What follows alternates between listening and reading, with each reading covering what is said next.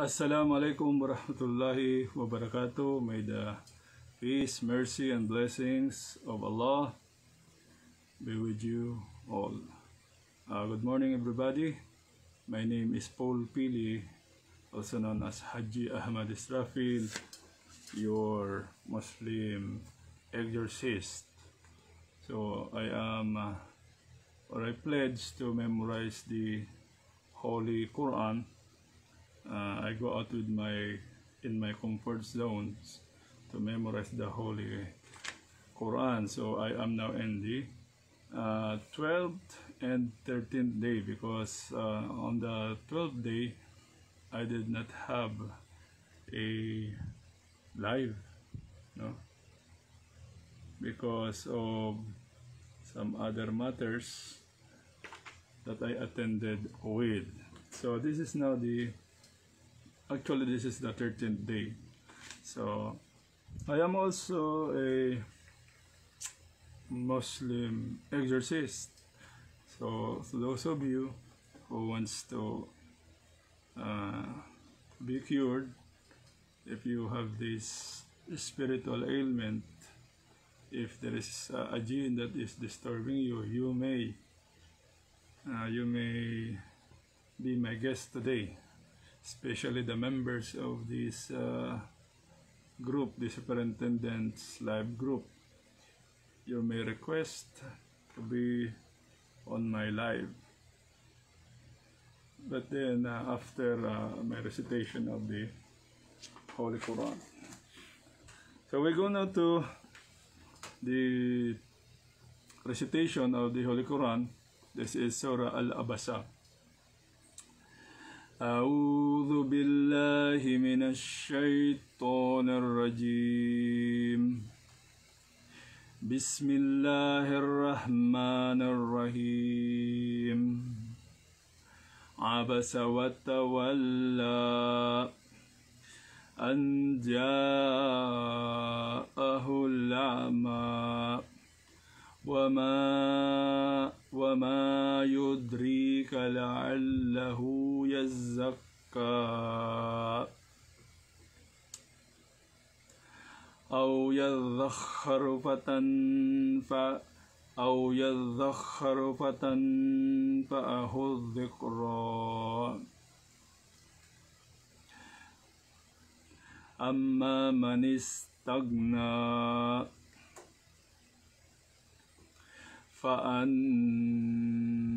فأنت له تصدى وما عليك ألا يزكى وأما من جاءك يسعى وهو يخشى فأنت عنه تلهى كلا إنها تذكرة فمن شاء ذكره في صحف مطهرة كرام بررة قتل الإنسان ما أكفره من أي شيء خلقه من نطفة خلقه فقدره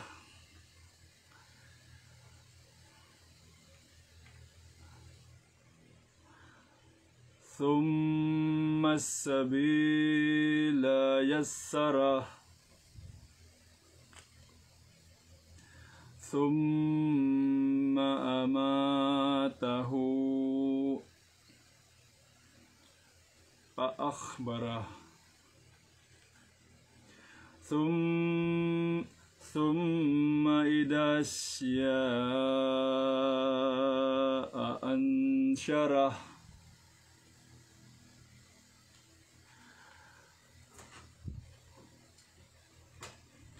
كلا لما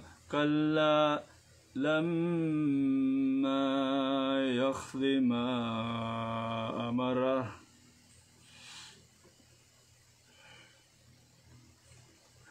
فلينظر الإنسان إلى طعامه أن سببنا الماء سبا ثم شققنا الأرض شقا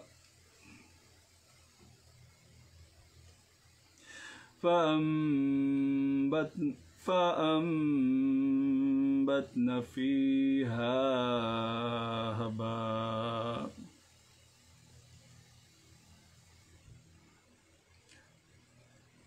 وعنبا وقضبا وزيتونا ونخلا وحدائق غلبا وفاكهة وأبا متاعا لكم ولأنعامكم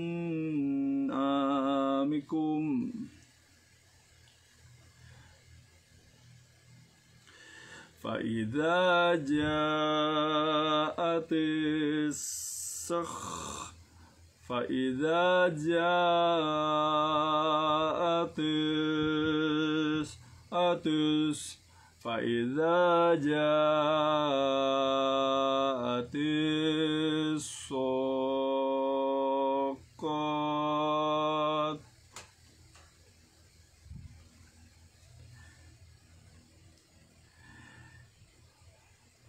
يوم يفر المرء من أخيه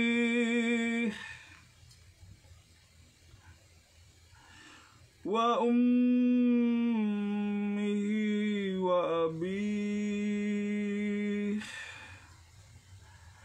وصاحبته وبنيه لكل أمرئ منهم يومئذ شأن يغنيه وجوه يومئذ مستفرة ضحيكة مستبشرة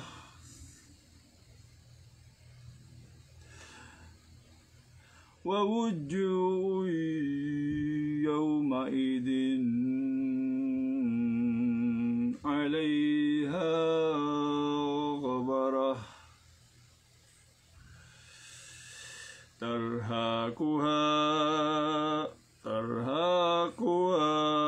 قترة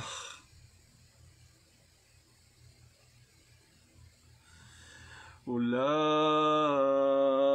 هم الكفرة الفجرة.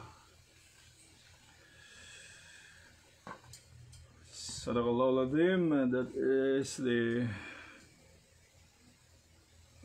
Surah Al-Abasa. If I committed mistake, please refer to the Holy Quran, if you're Arabic. I may commit mistake because we are just learning, we are just memorizing the Holy Quran. So we are always we are very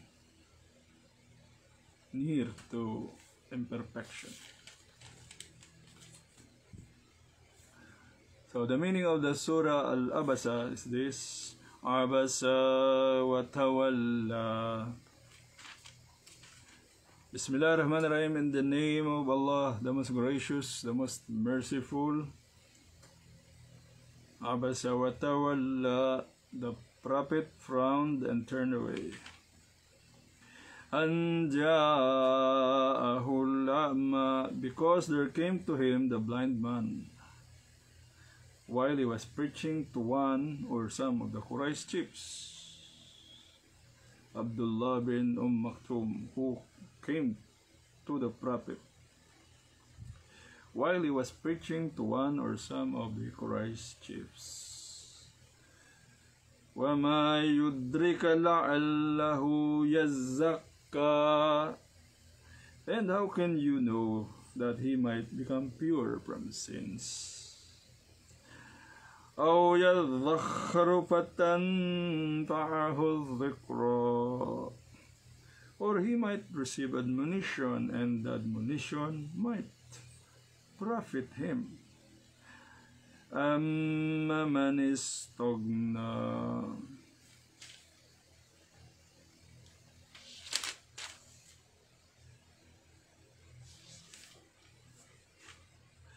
As for him who thinks himself self-sufficient,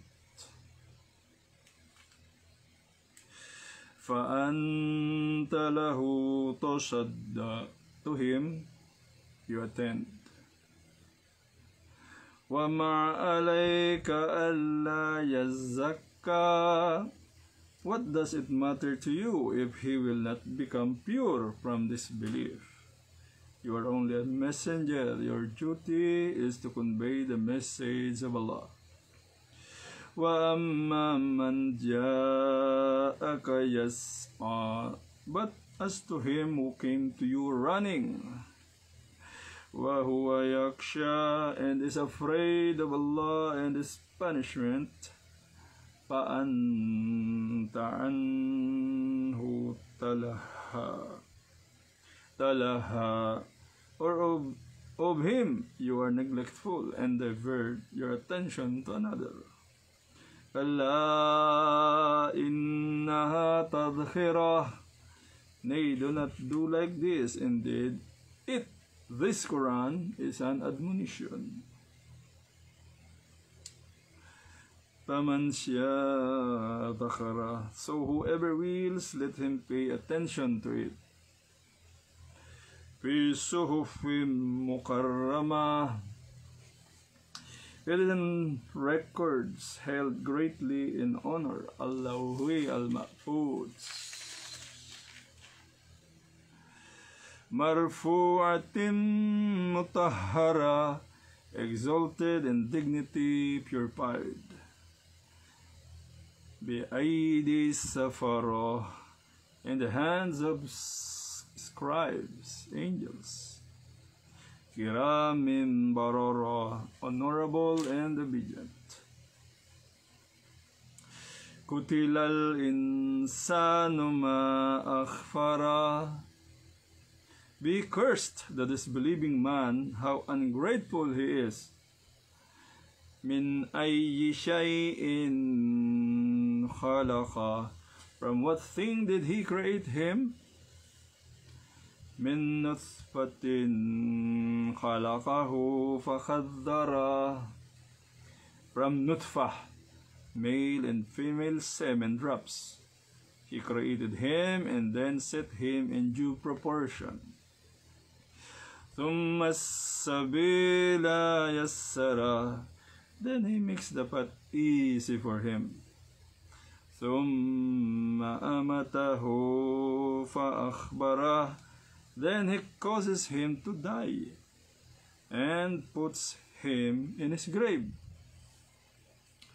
ثُمَّ إِذَا شَاءَ أَنْشَرَهُ. Then when it is his will, he will resurrect him again.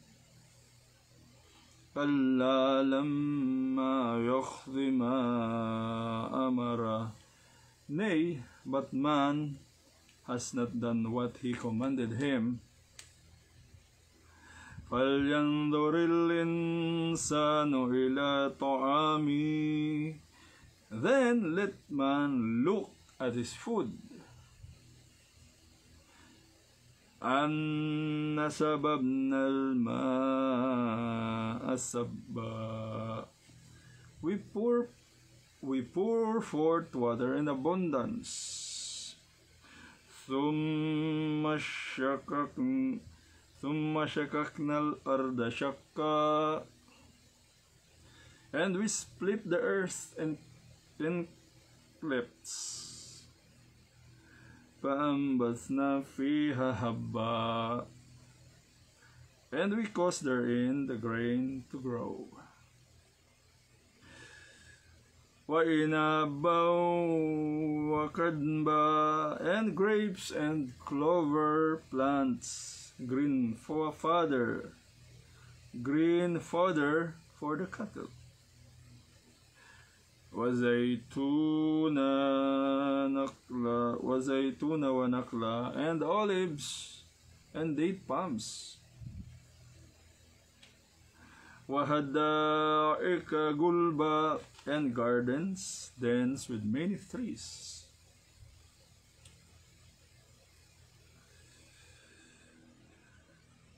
وَفَاكِهَةً وَأَبًّا. And fruits and herbage. مَتَاعًا لَكُمْ وَلِأَنْعَامِكُمْ. To be a provision and benefit for you and your cattle. فَإِذَا جَاءَتِ الصَّفَّةُ. فَإِذَا جَاءَتِ الصَّافَّةُ.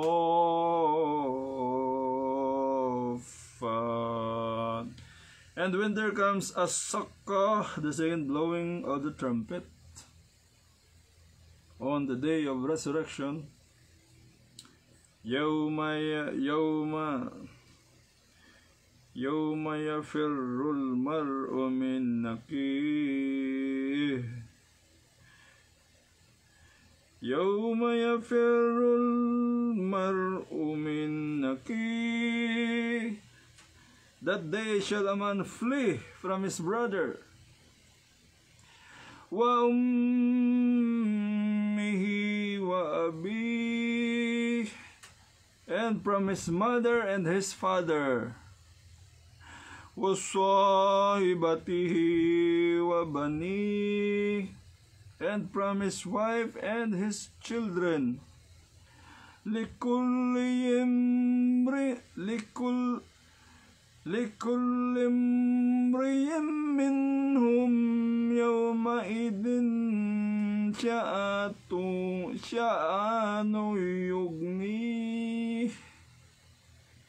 Every man that day will have enough to make him careless of others.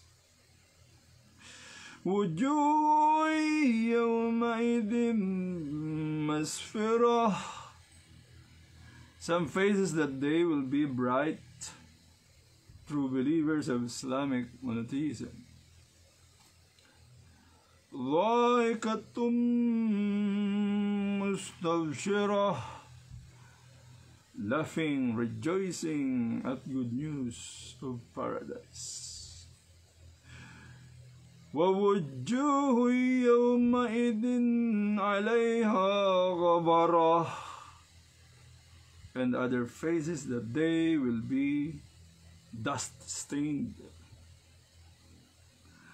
تَرْهَقُهَا قَتَرَةٌ. Darkness will cover them. أُولَئِكَ هُمُ الْكَفَرَةُ الْفَجَرَةُ. Such will be the kafara, disbelievers in Allah and His oneness, and in His Messenger Muhammad sallallahu alaihi wasallam. The Fajarah, wicked evildoers.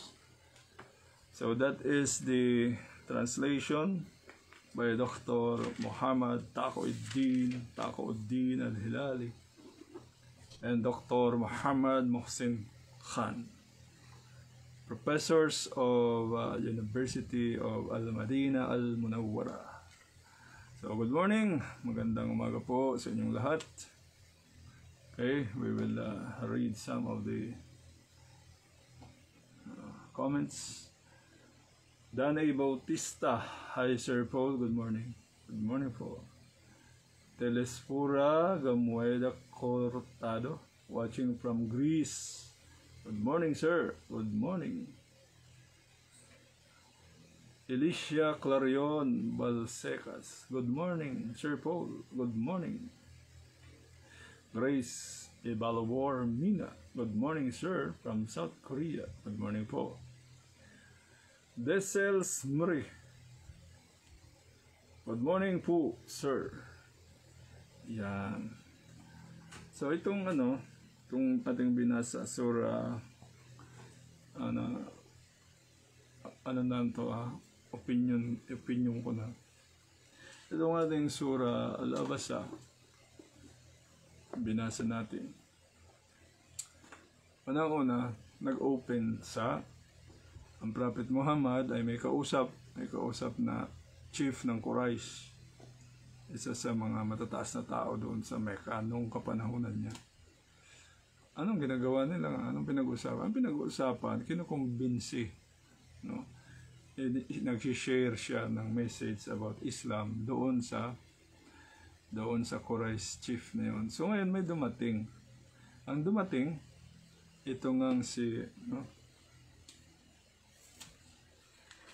itong si Abdullah bin Maktum. Si Abdullah bin Maktum ay isang bulag.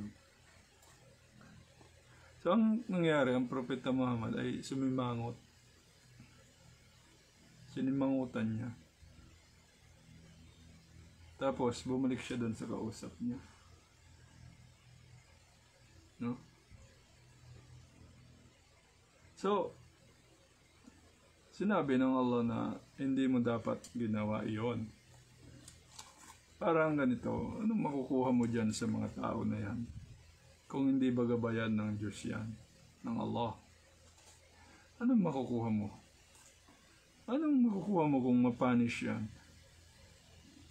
Kung hindi yan makaintindi ng Islam, the oneness of Allah, anong makukuha mo dyan? Wala. Regardless kung gabayan man siya ng Allah o hindi siya gabayan, your only duty is to convey the message. Ipaano mo lang yung mensahe sa iyo ng Allah, no? Sabihin mo lang sa kanila. So ngayon,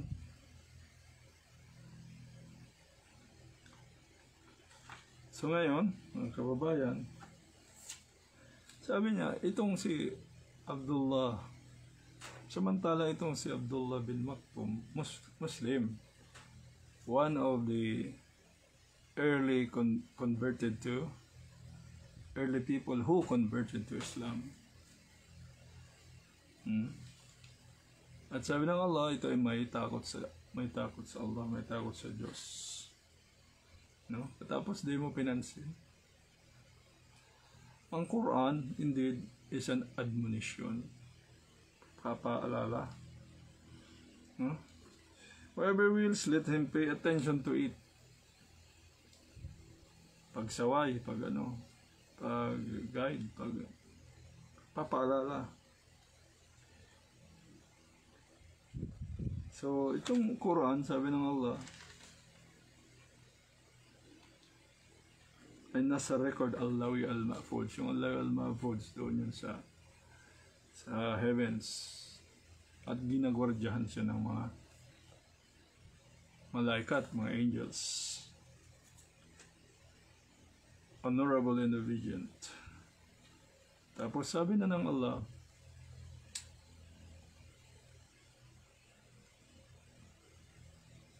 sumpain yung mga taong hindi naniniwala sa Allah. napaka ingrato niya. No? Gaano ba siya ka-ingrato? Sabi niya. Saan ba siya ginawa? Saan ba siya nilikha ng Diyos? Ang tao. Mula sa, sinabi ng Allah, mula sa sperm tsaka egg cell, nutfa, na pinagsama. At siya ay nilikha ng Allah at patapos ay binigyan siya ng form. Tapos, then He makes the path easy for him.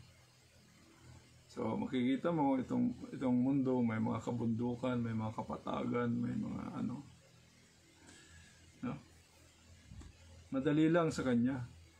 Ang tao, nilikha ng Diyos, ipina-under ng Diyos ang mga hayop. Anong ibig sabihin? Kahit gaano kalaki yung kalabaw, pag hinila ng tao yun, susunod yung kalabaw sa tao. Ginawa ng Diyos na madali sa tao. Ginawa niya na, halimbawa gustong pumunta ng tao doon sa malayo, sasakay lang siya ng kabayo. No? Nung kapanahonan, camel, lahat ng mga pwedeng sakyang hayop. So ginawa ng Diyos na madali sa tao. No? Pinapaulan niya, patapos napupunta yung tubig sa ilalim at nakakainom tayo ng fresh water. So madali lahat. Then He causes him to die and puts him in his grave. Patapos, marami tayong nakikita na mamatay. At tayo rin ay mamamatay. At ilalagay tayo. At tayo ay mga ililibing.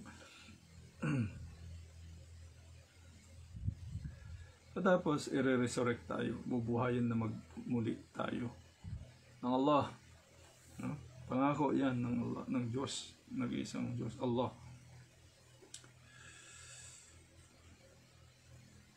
Nay, but man has not done what He commanded him. Hindi daw natin ginagawa yung mga pinag-uutos sa atin. Ano ba yung pinag-uutos sa atin? Sabi ng Allah, wa ma khalaqtul jinna wal insa illa liya'budun. So sabihin, nilikha niya lang ang mga engkanto at mga tao para sambahin siya. Sino? Si Allah ang nag-iisang Diyos. So ang gagawin natin dito sa mundo ay magsamba. Kung paano magsamba, pinadala niya yung mga propeta. Kung nabuhay ka pa ng Noe, andun si Noe. Susunod ka lang kay Noe. Kung nabuhay ka pa ni Moses, andyan si Moses. Susunod ka lang kay Moses. Pag nabuhay ka pa na una ni Jesus Christ, andyan si Jesus Christ. Susunod ka lang kay Jesus Christ. They are prophets of Allah. They are prophets of God. Doon sabihin, kakaiba yan sila. Hindi yan sila parehas sa atin na ordinaryong mga tao. Sila ay may mataas na kaalaman, mga kababayan.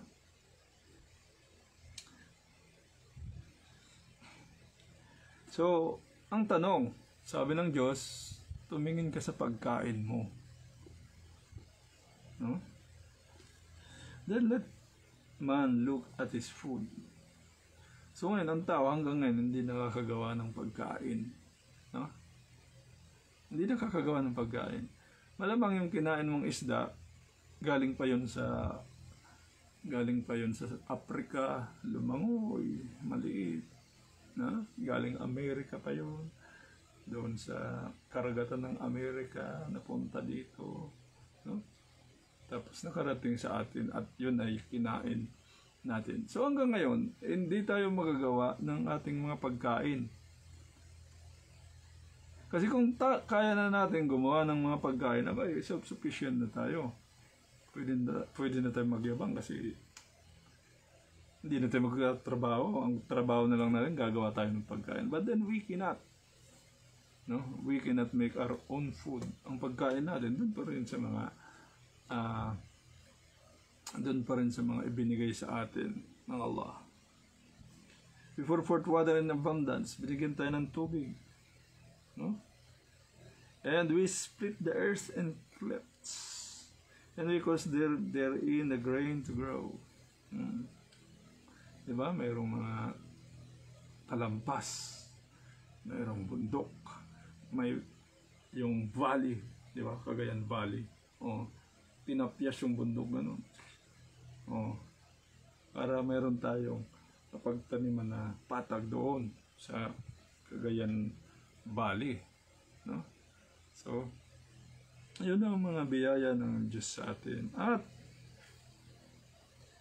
binigyan tayo ng mga grapes, binigyan tayo ng clover plants, no? Para kainin ng ating mga inalagaang hayop, para makakain naman tayo ng baka.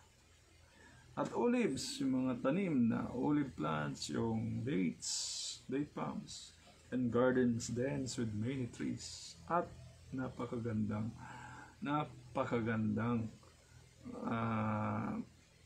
mga tanim, kulay green, ano? Green na green. And fruits, herbage, at mga prutas, saka mga halaman, no? To be a provision and benefit for you and your cattle, para mapakinabangan natin. Oh, so yun pala yun. Hindi pala tao ang gumawa ng mga yon. So inisa-isa niya, tingnan mo pagkain mo. Sabi niya, tingnan mo kinakain mo. So sufficient na yun para magsabi ng tao, uy, kung ano, may Diyos, ano. Kasi hanggang ngayon, di pa rin nakakagawa ang mga tao ng pagkain. No? Uy, ganda naman ng bundok. Punong-puno ng mga coconut trees. Ang ganda ng view. Ang ganda ng mga maisan, mga palayan. Napakaganda. Tapos maraming hayop. May mga bakahan doon. Kumakain yung mga baka na pinapasture. No? Pinapastol nila yung ano. Then when there comes Saka, the second blowing of the trumpet, that day shall a man flee from his brother. Yon.